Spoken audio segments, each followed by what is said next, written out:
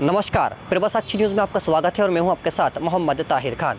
देश में लोकसभा के चुनाव होने जा रहे हैं। पहले चरण का मतदान 19 अप्रैल को संपन्न होगा। उसको पहले चरण में करीब 1625 उम्मीदवार अपना भाग्य आजमा रहे हैं। देश भर के 1625 उम्मीदवारों में से करीब 450 उम्मीदवार करोड़पति हैं। एडीआर ने अपनी रिपोर्ट जो है कि जारी कर दी है। उसमें बताया गया है कि 450 उम्मीदवार देश भर के वो करोड़पति के लिस्ट में शामिल हैं। वहीं मध्य प्रदेश की बात करें तो एमपी के 6 सीटों पर चुनाव होना है, जिसमें 88 प्रत्याशी अपना भाग्य आजमा रहे हैं। उसमें से 27 प्रत्याशी ऐसे हैं जो करोड़पति के लिस्ट में शामिल हैं। 9% जो प्रत्याशी हैं मध्य प्रदेश के, उनके ऊपर आपराधिक रिकॉर्ड दर्ज है। बात करें कांग्रेस के प्रत्याशी नकुल नाथ की, तो वो देश में सबसे करोड़पति उम्मीदवार पाए गए हैं। उनके पास 700 करोड़ से अधिक की जो संपत्ति है वो दर्ज है। उसको लेकर वो देश में पहले चरण के जो चुनाव हैं उसमें वो सबसे करोड़पति उम्मीदवार एडीआर की रिपोर्ट में पाए गए हैं।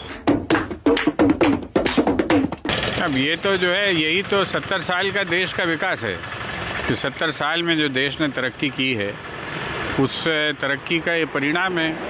और भारतीय जनता पार्टी जिस तरह का दुष्प्रचार करती रही है आज तक, तो उस दुष्प्रचार के मुंह पर ये तमाचा है। उसमें कमलनाथ के जो पुत्र नकुल नाथ वो सबसे अमीर पाए गए हैं लिस्ट में। हाँ, तो अमीर होना कोई गुनाह थोड़ी। एक अमीर आदमी जो है अगर 100, 500, 200 आदमियों को रोजगार देता है, उन परिवारों को पालता है, तो ये तो उत्पादक काम है। चाहे वो व्यक्ति भाजपा से संबद्ध हो या कांग्रेस से संबद्ध हो, लेकिन उत्पादकता अगर उसकी जो है परिलक्षित होती है तो समाज को वो योगदान ही कर रहा है। इस दृष्टि से जो है नकुल नाथ का जो संपत्ति है तो सराहनीय काम है।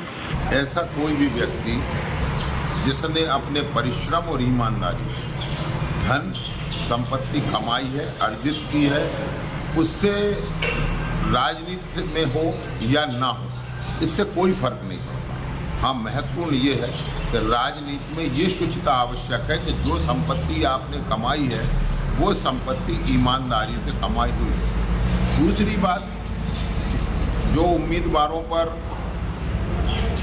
आपराधिक प्रकरणों की बात है तो 2 तरह के आपराधिक प्रकरण होते हैं। एक तो वे जो समाज जिन्हें उचित नहीं मानता, उन धाराओं में यदि प्रकरण दर्ज है तो निश्चित ये चिंता का विषय है। परंतु बहुत सारे मामलों में ये होता है कि राजनीतिक कारणों से, धरना प्रदर्शन के कारण इस तरह के जो मामले दर्ज होते हैं, जैसे कि भारतीय जनता पार्टी के बहुत सारे कार्यकर्ताओं पर इस तरह के मामले होते हैं क्योंकि वो जनता के मुद्दों को उठाते हैं। और यदि इस तरह के कोई मामले दर्ज हैं तो वो मामले तो राजनीति में इस तरह के मामले होना कोई नई बात नहीं है।